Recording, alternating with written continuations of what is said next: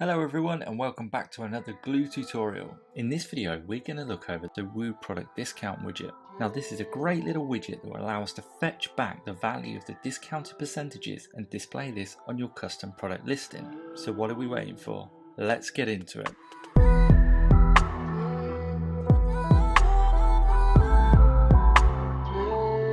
So let's go ahead and search for the discount widget, and what we're going to do is just place this at the top of the section, and we're going to output this as almost like a little label sitting in the top right corner showing the discount amount on the products.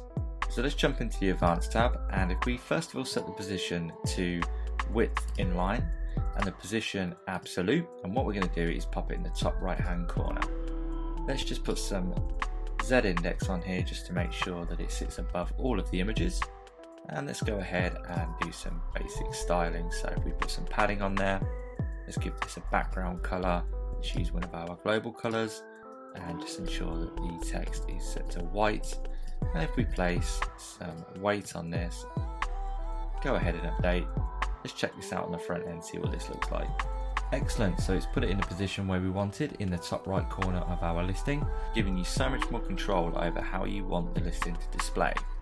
So that's it for another video guys. Thank you very much for watching, and I'll see you in the next one. Bye bye for now.